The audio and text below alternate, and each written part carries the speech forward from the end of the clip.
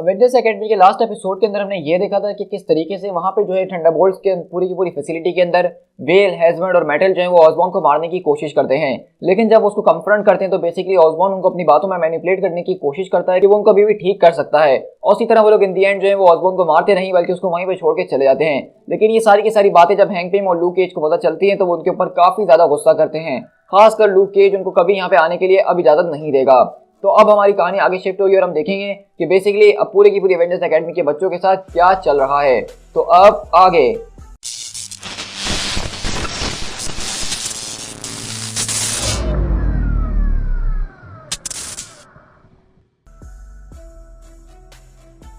तो हमारी कहानी की शुरुआत बेसिकली इन्फिनाइट मैंशन के अंदर होती है रात के 4 बजे।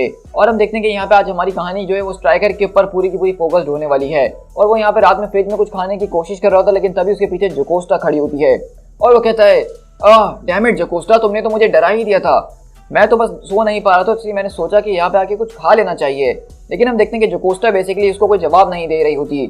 तो कहता है, लगता है कि कोई घर पे नहीं है। हाँ, मैं तो इस बारे में भूल ही गया था कि किस तरीके से तुम अल्ट्रॉन की दुल्हन हो ना, मतलब तुम हमें प्रोटेक्ट कर रही हो क्योंकि इस वक्त तुम्हारा माइंड जो है वो स्पेस में अल्ट्रॉन के साथ है, ताकि तुम्हारा किलर रोबोट हस्बैंड जो है वो हमें मार ना सके। मेरे ख्याल से तुम लोग कुछ ज्यादा ही मैस्ड अप हो। तो आपको मैं थोड़ा सा यहाँ पे याद दिलाता चलूँ कि अगर आपने माइटी एवेंजर्स की हमारी आखिरी एपिसोड्स देखे होंगे जो कि सीज के टाइम पे चल रहे थे, जब एवेंजर्स मैंशन के अंदर अल्ट्रॉन आके पूरी की पूरी चीज़ों के ऊपर अटैक कर देता है, तो इंडियन जोकोस्टा इस बात का फैसला करती है कि वो अल्ट्रॉन की दुल्हन बनके उसके साथ स्पेस में चले जाएगी, ताकि अल्ट्रॉन दोबारा किसी को तंग ना कर सके अर्थ के ऊपर। तो इसलिए जोकोस्टा बेसिकली यहाँ पे भी मौजूद है और वो अल्ट्रॉन के साथ भी मौजूद है। और इसी तरह हम देखते हैं कि बेसिकली यहाँ पे स्ट्राइकर बैठता है और क्योंकि जोकोस्टा यहाँ पे कुछ बोल नहीं रही होती तो वो उसको अपनी कहानी सुना रहा होता है और बताता है कि किस तरह से ये हफ्ता उसके लिए बहुत ज़्यादा शानदार तरीके से गुजरा। और हम देखते हैं कि मंडे वाले दिन हमें बताया जा रहा होता है कि एवेंजर्स मेंशन के अंदर ही कि एवेंजर्स ट्रेनिंग रूम के अंदर आज यहाँ पे कोई और नहीं बल्कि स्टीव रॉजर्स को बुलाया गया इन बच्चों की ट्रेनिंग करने के लिए। वहीं पे हेजमंड बोलती है कि ये बहुत ज़्यादा स्टूपिड है। मैं जानती हूँ कि वो एक लिविंग लेजेंड है, वो बहुत कुछ कर सकते हैं, उन्होंने दुनिया में बहुत नाम कमाया है, लेकिन इस वक्त जो मेरी सारी की सारी पावर्स है मैं उनको एक ही झटके के अंदर फ्राई करके रख सकती हूँ। और अगली बार हम देखते हैं कि यहाँ पे फिनिश जो है वो अपना एक ननचक उनके ऊपर फेंकती है स्टीव के ऊपर, लेकिन स्टीव उसी को हवा में पकड़ के सीधा हेजमंड के ऊपर मारते हैं। और हम देखते हैं कि उसी एक स्ट्राइक से हेजमंड वहां पे अपने घुटनों पे आ जाती है और कहती है कि नहीं, मैं सांस नहीं ले पा रही हूँ। तो वहीं से स्टीव रॉजर्स बोलते हैं कि तुम बिल्कुल ठीक हो जाओगी, बस मैंने तुम्हें होश में लाने की कोशिश करी है। देखो अगर ये पूरी की पूरी फाइट रियल होती तो तुम जो हो यहाँ पे इतनी देर मेरे सामने खड़ी भी नहीं रह पाती और मैं तुम्हें कब का निपटा चुका होता। और जो अभी मैंने स्ट्राइक करी अगर वो थोड़ी सी और तेज होती तो तुम्हारा सम घुट जाता और तुम वैसे ही अपने सूट के अंदर मर जाती। इस पूरी की पूरी एक्सरसाइज का पॉइंट ये है कि यहाँ पे कभी भी हमें अपने ओपोनेंट को अंडर एस्टिमेट नहीं करना चाहिए, चाहे उसके पास हथियार हो या ना हो। लेकिन एक प्रॉपर ट्रेंड आदमी जो है बिना हथियार बिना पावर्स के भी एक लीथल साबित हो सकता है। हैंक पिम बोलते कि आपने बहुत बढ़िया तरीके से बच्चों को सिखाया स्टीव, ये बात मेरे ख्याल से बहुत ज़्यादा इंपॉर्टेंट थी और इसी वजह से मैंने आपको आज इस ट्रेनिंग सेशन के लिए बुलाया था कि किस तरीके से हमें अपने आप को प्रोटेक्ट करना और अटैक करना दोनों ही आना चाहिए। और वहीं से स्टीव रॉजर्स जो है बेसिकली बोलते हैं कि मैं इस बात को जानता हूँ कि तुम अभी तक हर एक केमिकल मेकअप को सीखने की कोशिश कर रही हो ताकि तुम डिफरेंट गैसेस के अंदर ट्रांसफॉर्म हो सको, लेकिन कभी भी एक बेसिक फॉग जो होता है इसको अंडर एस्टिमेट नहीं करो, वही एक बहुत बड़ी चीज़ होती है। निंजास जो है वो इस कॉन्सेप्ट को इस्तेमाल करते हैं जिसको मित्सुबिशी कहा जाता है और काफ़ी सेंचुरीज तक इसको करते हुए आ रहे हैं। वो फॉग का इस्तेमाल करते हैं अपने ओपोनेंट्स को हेल्पलेस बनाने के लिए और उसके जरिए वो बहुत कुछ कर जाते हैं। वहीं से वेल बोलती कि ओह वाह, आप तो सच में बहुत ही बढ़िया किस्म की बातें बता रही हैं। मेरे ग्रैंड डैड आज यहाँ पे मौजूद होते तो वो कैप्टन अमेरिका के साथ देख के मुझे काफ़ी खुश होते। तो वहीं से वो बोलते कि आपसे मैं कैप्टन अमेरिका नहीं हूँ, तुम लोग चाहो तो मुझे स्टीव बुला सकते हो। तो वहीं से स्ट्राइकर आता और कहता है, अच्छा अगर ऐसी बात है तो मैं तुमसे एक सवाल करता हूँ स्टीव कि हमारी पब्लिक सेरेमनी कब होने वाली है? मतलब तुम जानते हो ना, कैमरास, बलून्स और पूरे की पूरी शहर के बीच हमें इंट्रोड्यूस करवाया जाना कि हम लोग फ्यूचर के एवेंजर्स होने वाले हैं। तो वहीं से स्टीव बोलते हैं कि अभी हम इन सब चीज़ों से बहुत ही ज़्यादा दूर हैं। तो स्ट्राइकर बोलता है कि क्यों आखिरकार, मतलब हमें वेट क्यों करना पड़ेगा? आपने कोई सिल्वर के लिए तो वेट नहीं करा था, उसको तो 30 सेकंड के बाद ही आपने दुनिया के सामने इंट्रोड्यूस करवा दिया था, जबकि वो तो एक बैड गाय था। तो स्टीव रॉजर्स बोलते हैं कि कोई सिल्वर के पास ट्रेनिंग और एक्सपीरियंस पहले से मौजूद था। तो वहीं से स्ट्राइकर बोलता है कि हाँ, अब तो आप लोग सिर्फ बहाने करने की कोशिश करेंगे, क्योंकि जब से हम लोग यहाँ पे आए आपने हमें यहाँ से बाहर निकलने नहीं दिया, आपने हमारे बारे में किसी को कुछ नहीं बताया। आप इस बात को एडमिट क्यों नहीं कर लेते हैं कि आप लोग को जो है हमसे शर्म महसूस होती है?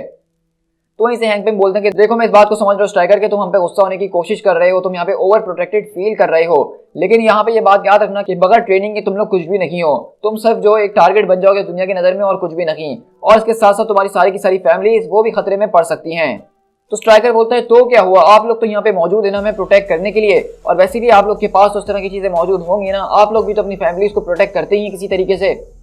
तो स्टीव रोजर्स बोलते हैं कि तुमने एक बहुत ही बढ़िया पॉइंट बनाया है यहाँ पे स्ट्राइकर, और मैं भी तुम्हें अपना एक पॉइंट बताता हूँ। मैं तुम्हारी जनरेशन के बारे में बहुत अच्छे तरीके से समझता हूँ कि तुम लोगों के लिए प्राइवेसी क्या मैटर रखती है।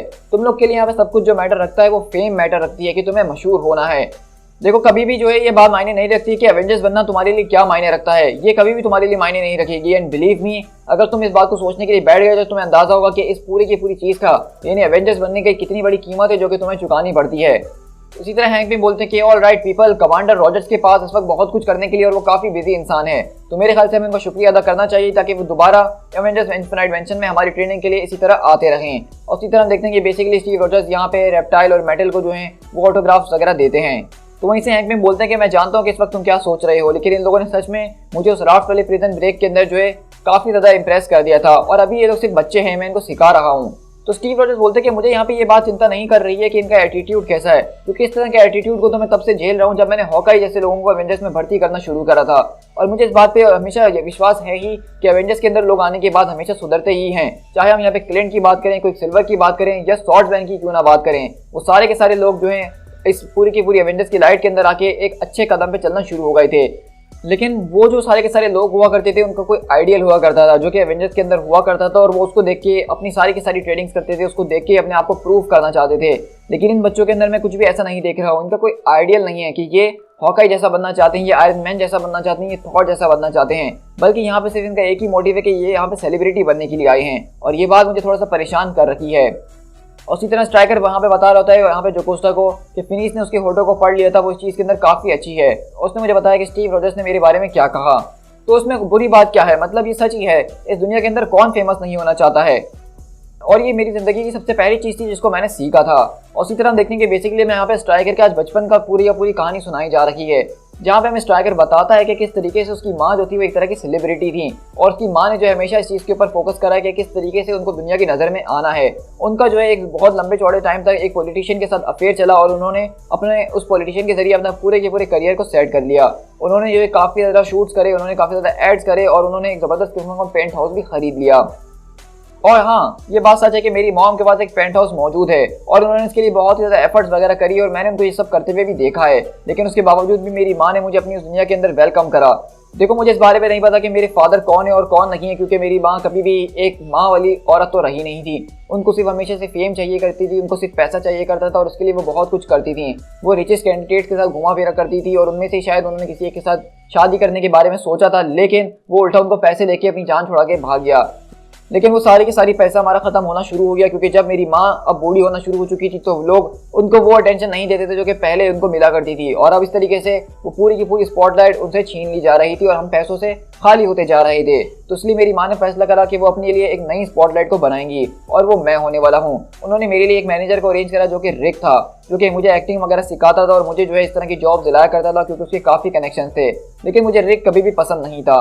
और इसी तरह उसकी माँ बोलती है कि आखिरकार तुम्हारी इतनी हिम्मत कैसे हुई कि तुम रिक के बारे में कुछ ऐसा कर रहे हो। तुम्हारे यूजलेस फादर से तो उसने हमारे लिए जिंदगी में बहुत ज़्यादा ही कुछ करा है। रिक के पास कनेक्शंस हैं, उसके पास अलग अलग लोगों के कॉन्टैक्ट्स मौजूद हैं जिसके जरिए हमें काम मिलता रहेगा और हम पैसा कमाते रहेंगे। क्या तुम सच में ज़िंदगी में नोबडी बनना चाहते हो? क्या तुम ज़िंदगी में हमेशा नथिंग रहना चाहते हो? चलो अब बस अब बहुत हो चुका है। सामने हमारे पास एक बहुत ही बड़ी अपॉर्चुनिटी है जिसके तुम्हारा ऑडिशन लेगा। अब अच्छे तरीके से ऑडिशन दो और बिहेव करो, और इसके बाद से मैं इस तरह की कोई भी हॉरिबल चीज़ दोबारा नहीं सुनना चाहती हूँ। और इसी तरह मैं बताता स्ट्राइकर कि उस दिन मैंने एक चीज़ को सीखा। इसी तरह देखते हैं स्ट्राइकर जो है जब वो बेसिकली उस गाड़ी के अंदर जाके बैठता है उस पूरे के पूरे डायरेक्टर को अपना ऑडिशन देने के लिए, तो अचानक उनकी गाड़ी के ऊपर एक ज़बरदस्त किस्म की बिजली गिरती है। और स्ट्राइकर बोलता है कि उस दिन सिर्फ मैंने नहीं बल्कि हम सब ने ही सीखा। और इसी तरह देखते हैं कि बेसिकली स्ट्राइकर को हॉस्पिटल के अंदर लेकर आया जाता है, और उनके डॉक्टर्स बताते हैं कि इसका हमने टेस्ट करा है लेकिन इसके अंदर कोई भी म्यूटेंट जीन पाया नहीं गया है, और अभी तक हम इस बात को समझ नहीं पा रहे हैं कि ये सब हुआ कैसे है। क्या आप जानती हैं कि इसकी सारी की सारी एबिलिटीज़ कहाँ से आई हैं? तो उसकी माँ बोलती है कि नहीं, मुझे इस बारे में कोई क्ल्यू नहीं है। और इसी तरह वो आके बोलती है कि हनी, डॉक्टर ने मुझे बताया कि सब कुछ क्या हुआ है। उन्होंने मुझे बताया कि तुमने ये सब करा है, क्या ये सच है?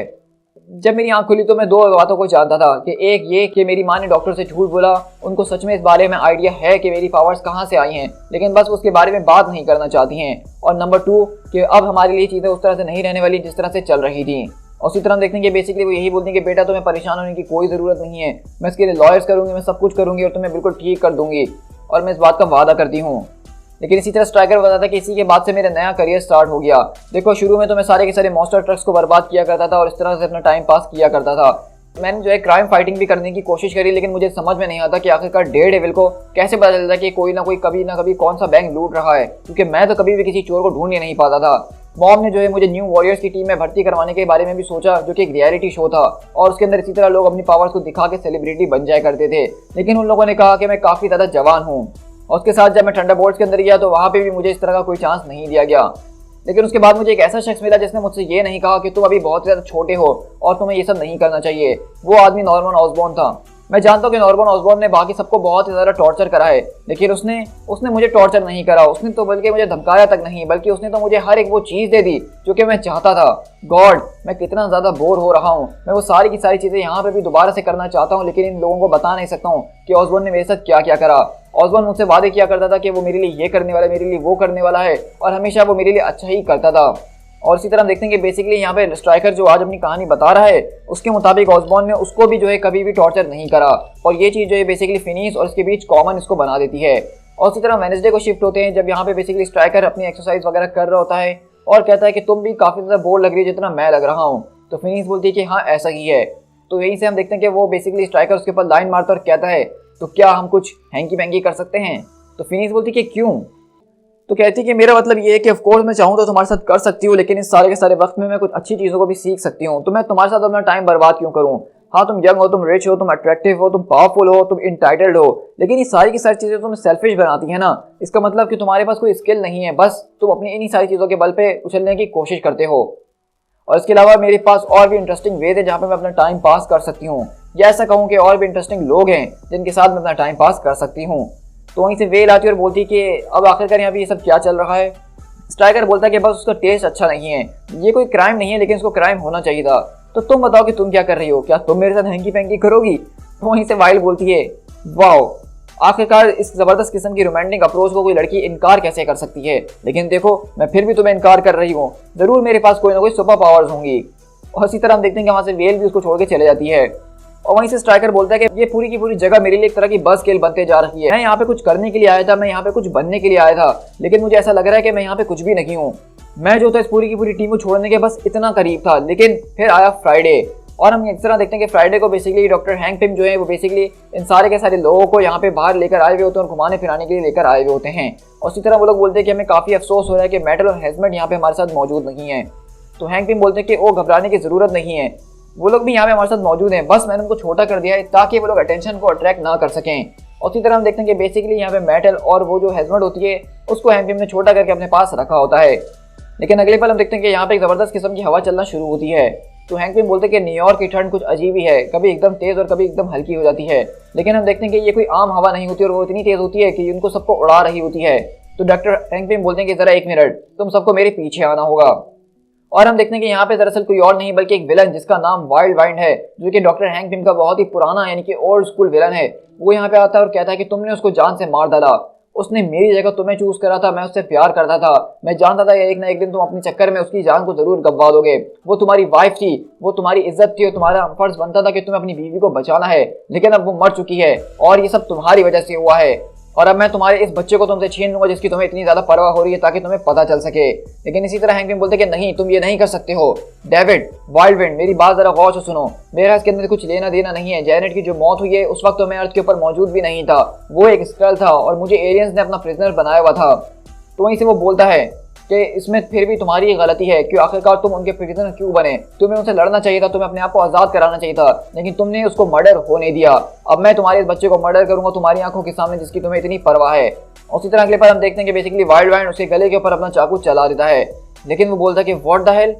और हम देखते हैं कि बेसिकली रेप्टाइल जो होता है वो अपनी पूरी की पूरी स्किन को डायनासोर की स्किन के अंदर बदल देता है, जो कि उससे कटती नहीं है। और अगले पल वो बोलता है कि अब मैं बच चुका हूँ, अब इसको फौरन से जला के राख कर दो, लाइट हिम अप। और हम देखते हैं कि स्ट्राइकर बेसिकली इसके ऊपर अपनी एनर्जी को बरसाना शुरू करता है और कहता है कि नॉट बैड किड, लेकिन मेरा कॉस्ट्यूम पूरी तरीके से इंसुलेटेड है और मैं जमीन के ऊपर भी नहीं था। मैं तुम जैसे बच्चों से मुकाबला तब से करते हुए आ रहा हूँ जब तुम पैदा भी नहीं हुए थे। अब मैं तुम्हें दिखाता हूँ कि किस तरह से करते हैं।